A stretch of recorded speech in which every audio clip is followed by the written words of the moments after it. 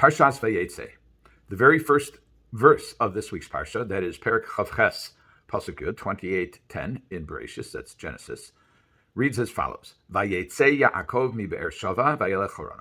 And Yaakov departed Be'er Sheva, and he went to Charan. Why does the Torah feel that it's necessary to say where he left? Why don't you just say Yaakov halach Charana? Vayelech Yaakov Charana. He went towards Charan. And we have a model for this. It's only a few verses earlier. It happens to be in last week's Parsha, Parshas Toldos. This would be in Chavches Chavches Ches, that's Chavches Zayin, that's 28:7. It says, Vayishma Yaakov el aviv ve'el imo, and Yaakov listened to his father and to his mother, Vayelech Padan Aram, and he went to Padan Aram. Same general area as Charan. So here it doesn't say Vayetzei mi Be'er Sheva. It doesn't say he left Be'er Sheva and he went to Padan Aram. It just says he left. That's the way it goes. He went here, he went there. That's what Vayered Mitzrayim. He went down to Egypt. Whatever it is, it seems to be superfluous to say he left a place if you're saying he went to a place. If he's going to a place, you know he left the place that he's leaving. So Rashi asks this question, and he says, Lo hayat tzarich lichtov ela vayelech Charan. It could have just written simply, and Yaakov went to Charan. Lama hiskir yitziaso. Why does it mention his departure? Ella, magid she'yisias tzadik oseroshem.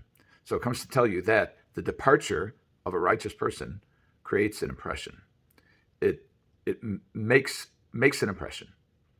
Shebizman shat tzadik bo'ir, because for whatever period of time the righteous person is in a city, hu hodah, hu ziva, hu hadorah. He is its glory, its splendor, and its beauty. But once he left, Yatzamisham, this is still continuing Rashi's language, three things that were there previously because he was present, its glory, its splendor, its beauty, those are gone. Now, what exactly does that mean? Well, the Meforshe Rashi, the commentaries on Rashi, say that there are three areas in which a righteous person impacts his environment. One of them is Shleimus ha'iyun v'chachma, which is somebody who has a penetrating intellect. The second is Shleimus hama'aseh, is perfection of his deeds. He's a refined person, a person who acts appropriately. And the third is Shleimus hanhagas v'sidur medini. And the third is an understanding of how to conduct community affairs. One might even say politics. In other words, he has a certain level of wisdom. And one of the Meforshe Rashi, Rabbi Eliyahu Mizrahi, says that what happens when the righteous person is in town is that people are constrained by his presence from acting in inappropriate ways. Mispaishin mipanav. They're embarrassed to act inappropriately. Mechabdin zelazeh. They honor each other because of his inspiration. And they also follow his rulings and his declarations, his directions about conduct. But when he leaves, everybody, it's chaotic, it's anarchic. People do whatever they feel they want to do. The children will challenge the elders. The lightweights will challenge the people with gravitas.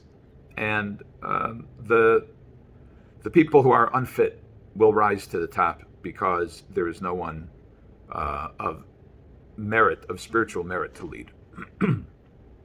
So we see that there are three areas in which a tzaddik can have an effect on his environment. The Gur Aryeh, which was written also in a commentary on Rashi, written by the Maharal of Prague, he says that he gives a slightly different spin that's maybe worth looking at.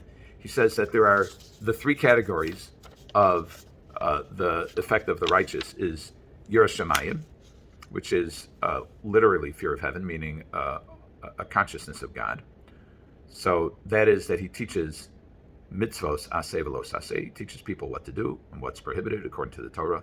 The second is that he generally makes them wise, besides the actual technical compliance with the law, he also he conveys wisdom to people, and practical wisdom about how to act.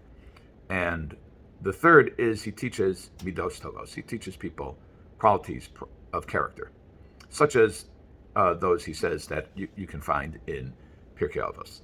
Now, parenthetically, it's worthy of note that, at least according to the Maharal, one can be a Yorei Shamayim, one can fear heaven and perform the mitzvos and desist from the prohibitions, and still not have midos tovos, and still not have proper behavior. These are areas that require work in all three areas. It's another discussion, but there are three areas in which person relates. We've spoken about them in the past: man to fellow man to God, and man to himself.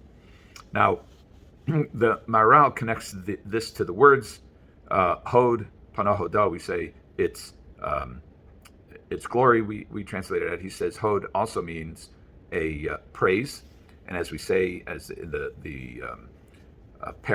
chapter of Eshes Chayil, which is found in Mishlei, says Isha Yiras Hashem Hi Tisalo. A woman who fears God should be praised. So this is worthy of praise.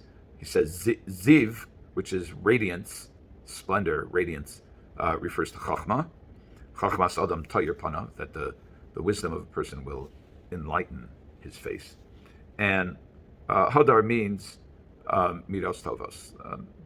The glory means a refinement of character, and that's kolshi tiferes losa, which is beauty to the person who does these things. So what we see is that the presence of a righteous person infuses the area with a certain uplifting of character and an improvement generally of the quality of the behavior and the life of the people who are there. And when a righteous person departs, it deprives the place of that. Even the Meforshei Rashi explain, even though Yitzchak was still in Beis Sheva. In other words, Yaakov left, Yitzchak was there, Yitzchak was a tzaddik.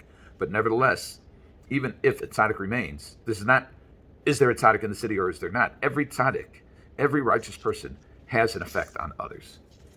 Now, the Beis Hlevi gives a simple explanation to why it says Vayetzei and Vayelech. Why does it say he left and he left the city and then he went on to Charan, which is that Yaakov was fulfilling the mitzvah of Kibud Avim in doing this. He was following the directives of his parents, and it actually says that explicitly in the previous parsha in Chavches Zion in 28:7. It says Vayishma Yaakov el aviv el imo vayelech Padan Aram. Yaakov listened to his father and to his mother, and he went to Padan Aram. Now there are two different reasons for leaving. One of them was because his parents said they don't want him marrying a Canaanite woman. They want him to go to the house, to the family in Charan, to the house of Lavan. Another is that Rivka had heard that Esav was planning on killing Yaakov, and she said, "You have to go." It says, "Vatikra livna liYaakov b'nah hakatan v'atomer love hinei Esav achicha mistachem l'chol argecha v'ata b'ni shma b'koliv kum barach lecha elavan achicha rana." Says, "I've learned that Esav wants to kill you, so please flee to Charan, to my brother Lavan," which means that she is instructing him to leave the house. So he's actually fulfilling two mandates. One is to leave Beersheba, and the other is to go to the house of Lavan. So according to the Beis Hlevi, there's no need for a secondary understanding, an understanding of the implication of the word Vayetzei, but rather it's simply listening to his parents. Nevertheless, the Rashi is based on on Medrash, on Medrash Rabbah, and the implication is a profound one, and it's a mechayev. It's one that gives us a sense of responsibility, in that we are called upon to be tzaddikim. We're called upon to be righteous. We don't always succeed. Most of us are righteous from time to time. Some of us are righteous more frequently than just from time to time. Some of us less so. But at the end of the day, what we see is that our righteousness does have an effect. We see that a person's acting in a proper way, a person's thinking things through, speaking properly, speaking nicely, having midos tovos, being considerate of others, engaging with the world in a way that still nevertheless preserves one's spirituality and one's faithfulness to the truth and to our spiritual calling is the ultimate goal. And the more people who are around who conduct themselves that way, the loftier the air, the loftier the atmosphere of the area, and the more of an impact it has on people. So we're called upon to do two things. Number one, to be influenced by the righteous so that we can constantly up our game. And number two, to be righteous ourselves so that we can help others do so as well. Have a good Shabbos.